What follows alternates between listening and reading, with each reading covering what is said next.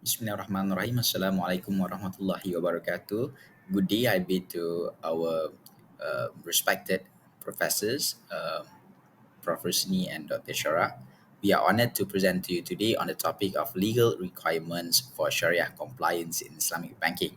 My name is Jas KHAIRULSHAZWAN bin Jas Sharipudeen, and I'm joined by my esteemed classmates, Ustaz HAZIM, Brother Nizam, and Sister Inas. Together, we will delve into the intricate legal framework and issues surrounding Sharia compliance in Islamic banking and finance.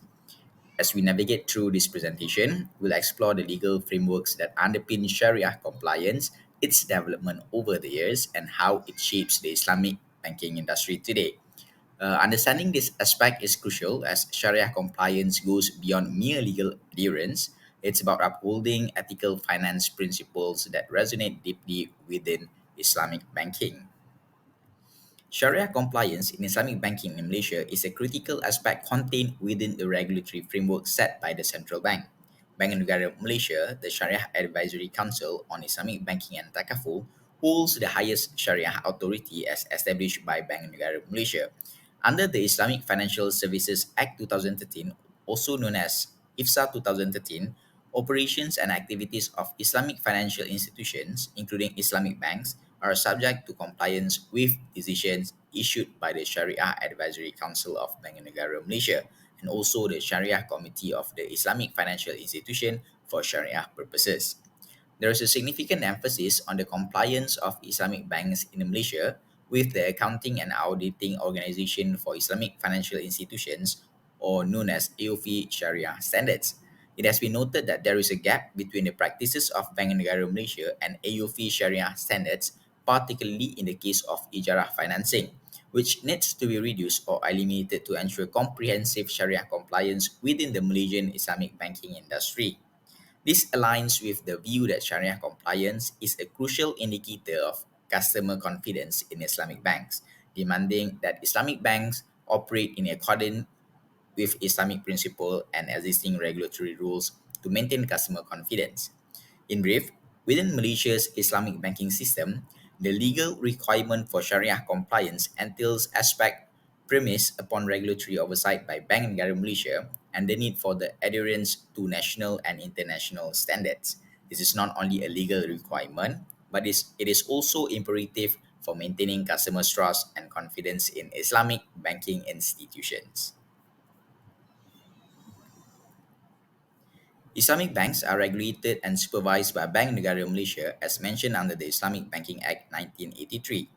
Participation of conventional banks in Islamic banking is based on the Islamic banking schemes, with regulation by the central bank under the provisions elaborated in the Banking and Financial Institution Act of 1989, or known as BAFIA. The establishment of the Sharia Advisory Council of the Central Bank of Malaysia occurred in 1997, serving as the highest authority for Islamic financial institution in the country. Its roles and functions were further established by the Central Bank of Malaysia Act 2009, or known as CBA 2009, setting it out as the ultimate repository of Islamic law for supervised and regulated Islamic financial business. The SAC is crucial in ensuring consistent application of Sharia rulings across Islamic financial institutions within Malaysia, serving as a primary reference point for these institutions to ensure complete compliance with Sharia principles from the initial stage of product development and financing activities. Under CBA 2009, any Sharia matter brought before courts or arbitration proceedings must be referred to the SAC for clarification. Furthermore, the SEC forms the basis for developing a coherent legal framework adapting Sharia contract for Islamic financial institutions in Malaysia. This involves distinguishing the basic elements of a contract while considering the variety within Sharia, research findings, customary law, and market practices. An example is the Sharia Governance Framework (SGF 2010), issued by Bank Negara Malaysia in 2010, aimed at enhancing Sharia governance standards. This framework outlines the responsibilities of principal functions within an Islamic financial institution to facilitate efficient execution of Sharia governance in operations and business activities. Islamic financial institutions are required to establish a strong Sharia governance framework underlined with accountability and responsibility of all members involved in its implementation. The IFSA was enacted to strengthen the legal framework for Islamic financial institutions and improve dedication to Sharia compliance and governance within Malaysia's Islamic financial services industry. It emphasizes a comprehensive approach to Sharia compliance based on four key dimensions, which are establishing framework for Sharia governance, defining Sharia standards for contract use in Islamic financial transactions, adopting proactive measures to address potential issues within Islamic financial institutions, and ensuring the operationalization of Islamic financial intermediation. In 2019, the Sharia governance framework was revised and replaced by the Sharia Governance Policy Document, or known as SGPD 2019, which includes a vast order of topics and provides comprehensive guidance on Sharia governance practices. Thank you, Brother Jas, for your presentation.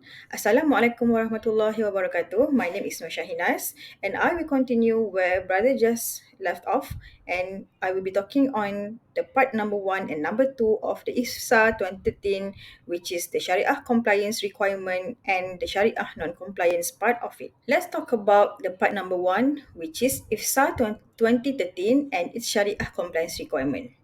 The Islamic Financial Service Act 2013, as issued by Bank Negara Malaysia on March 22nd in year 2013, was implemented with the aim of establishing regulation, regulatory objective, oversight for the Islamic financial institution, the payment system, defining the power and the function of the bank, as well as other aspects related to Islamic finance in Malaysia. A key focus within the IFSA is the Shariah compliance, which is specifically detailed in the Part 4, Division 1 of the statute.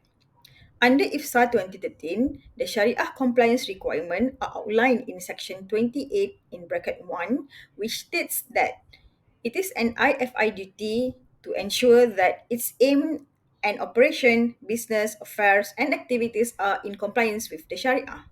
The meaning of Sharia compliance is further explained in Section 28 in bracket 2, which specifies that compliance with any ruling by the Sharia Advisory Council regarding any particular aim and operation, business, affair, or activity shall be deemed as compliance with Sharia for those specific areas.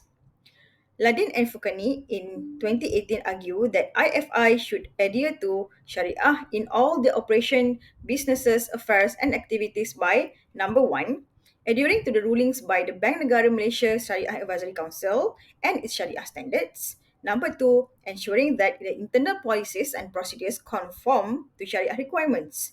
And number three is developing a Sharia audit function.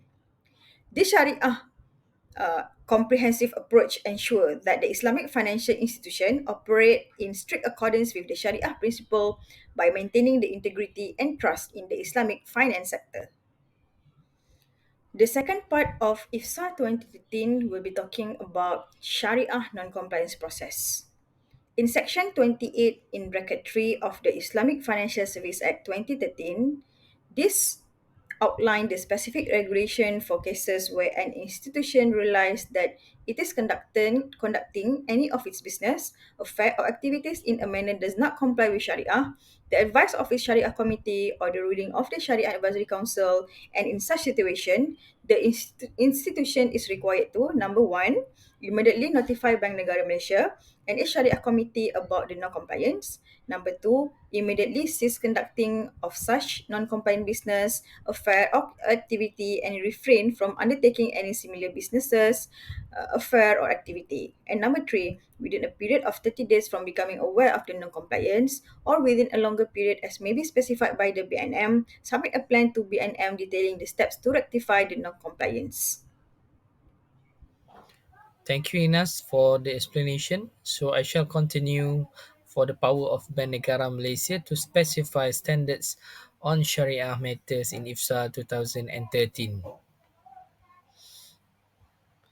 Under Islamic Financial Services Act IFSA 2013, Section 29(1) empowers Bank Negara Malaysia to prescribe standards in accordance with the advice or ruling of the Sharia Advisory Councils.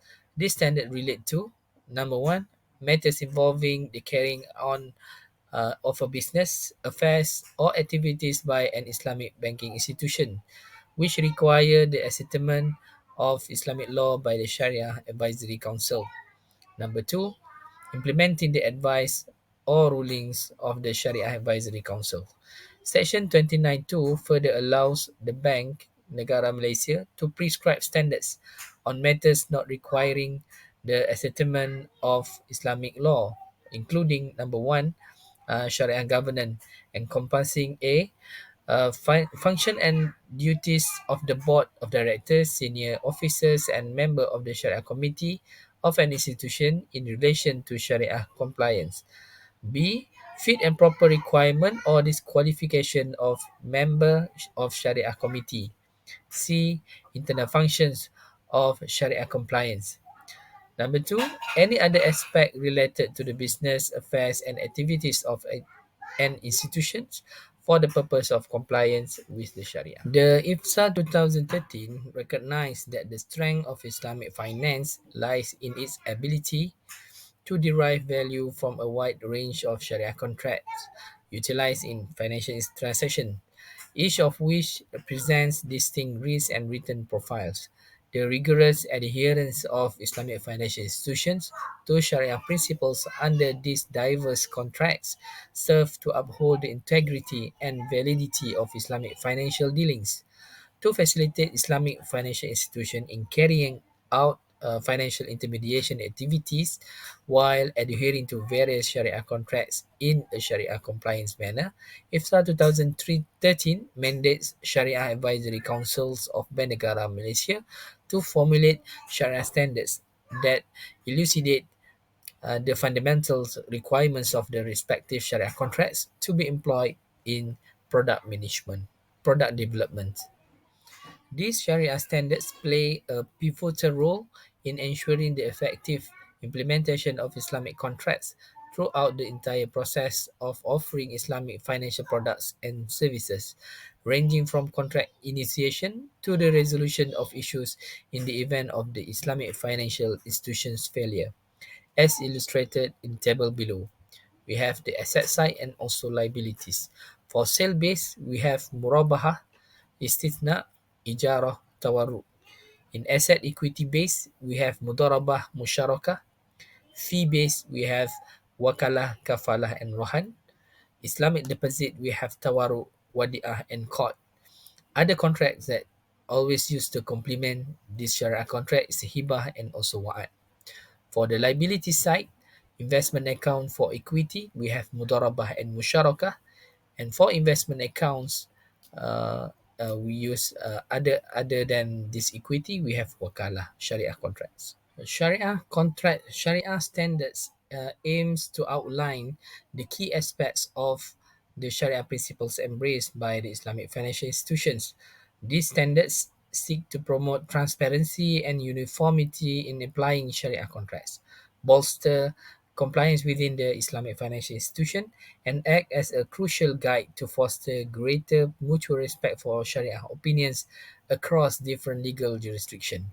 According to Laldin and Furqani 2018, the process of developing the Sharia standards involved an extensive study to create a theoretical framework followed by their implementation in the industry through the following four steps. Number one, a team consisting of Sharia researchers, scholars, and Islamic finance experts conduct comprehensive conceptual studies to create initial draft or concept paper on Sharia standard and operational parameters. Number two, Bank Negara will release a concept paper for industry feedback to ensure the practicality of the standards. Step number three, the subcommittee, including selected SSC members, industry participants, researchers, regulators, deliberates on and review the updated standards.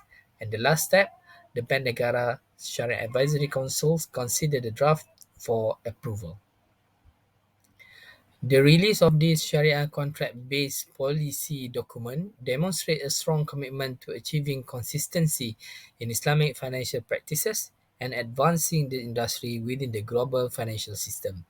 While conflicts among Sharia opinions are unavoidable, professionals in the field have consistently recognized that the lack of universally accepted standards in Sharia, accounting, legal regulations, and other areas hinders the realization of Islamic finance full potential and challenges its integration into the mainstream economy. So these 14 Sharia contract-based policy documents as per Section 29.1 and 29.2 of IFSA 2013 are considered the published rulings of Bank Negara Malaysia Sharia Advisory Council and are binding on Islamic financial institutions under the Bank Negara's purview. This initiative marked a significant milestone in Bank Negara Malaysia's ongoing efforts to entrench and enhance the Sharia compliance culture within the Islamic financial institution and to improve the overall effectiveness of the Sharia and regulatory framework in Malaysia. The main objective of issuing these Sharia standards is to facilitate Islamic financial institutions in developing their products within the framework of Sharia principles and to enhance harmonization among Islamic financial institutions in Malaysia concerning Sharia related matters. Thank you, Ustaz Azim. Assalamualaikum warahmatullahi wabarakatuh. My name is Nizam and I will be the last presenter. I will cover the topic on the consequences for failing to adhere with IFSA 2013, legislation that are applicable to Islamic banking in Malaysia, and the concluding remark of our topics. The Islamic Financial Services Act 2013, IFSA 2013, has indeed marked a significant milestone in the development of the Islamic finance industry in Malaysia, particularly emphasizing the importance of Sharia compliance. As per Section 28 in bracket 5 of the IFSA 2013, any failure to adhere to the Sharia compliance requirement can result in severe consequences for Islamic financial institution. Specifically, the Act stipulates that any person who contravene subsection 1 or subsection 3 commits an offense and is liable upon conviction to face penalties including imprisonment for a term not exceeding 8 years or a fine that are not exceeding 25 million or both. This strong stance underscores the critical importance of Sharia compliance in distinguishing Islamic finance from conventional finance and reflects the regulatory commitment to maintain the integrity of Islamic financial practices. In Malaysia, the main regulatory law for Islamic banking is IFSA 2013. In addition to IFSA 2013, other substantive law are also applicable in determining Islamic banking matters. These include the Companies Act 2016 and the Contract Act 1950. The application of the Companies Act 2016 is mandated because, according to the IFSA 2013, every Islamic bank must be a company and the regulatory matters of the company are dealt with this law. Similarly, for contractual affairs, Islamic banks must apply a general law of contract use in Malaysia, which is the Contract Act 1950. In addition, there are also a policy document on Sharia contract and products, as well as direction given by BNM to support the implementation of IFSA 2013. The provision of all these instruments shall be complied with and followed by all Islamic banking in Malaysia. Similarly, Central Bank Act 2009 makes it mandatory for Islamic bank to follow the decision made by the Apex Sharia government's body, the Sharia Advisory Council of Bank Negara Malaysia. These are regulatory requirements that incorporate and provides for the rules of Sharia governs to govern the Islamic banking business and to be complied by Islamic banks in their operation. All provision and policy documents in conjunction with the IFSA 2013 provides a comprehensive legal framework for regulating Islamic banking in Malaysia, ensuring that this bank operates in compliance in both Sharia principles and country's legal standards. This will be our last conclusion page. The Islamic finance industry's adherence to the Sharia principle has significantly improved due to the implementation of two critical regulatory framework, the Islamic Financial Services Act 2013 and the Sharia Governance Policy Document SGPD of 2019. This framework has been instrumental in aligning the industry with the Islamic principles and enhancing the transparency and accountability. The IFSA 2013 established a comprehensive legal framework covering all aspects of Islamic finance operation, ensuring that the regulatory and supervisory mechanism align with Sharia principle. The framework encompasses everything from product development to risk management and customer service, guiding the industry by Islamic ethical and legal standards. Whereas the SGPD 2019, which underwent revision to future improvement Sharia governance within Islamic financial institution, addresses the industry's growth and advancements in governance, compliance, and risk management practices. It outlines the principles and guidelines for Sharia compliance and governance, setting the expectation for the establishment and maintenance of Sharia boards, conducting audits, and ensuring uh, a- adherence to the ethical and legal standard. These frameworks extend beyond compliance. They play a vital role in strengthening the stakeholders' confidence.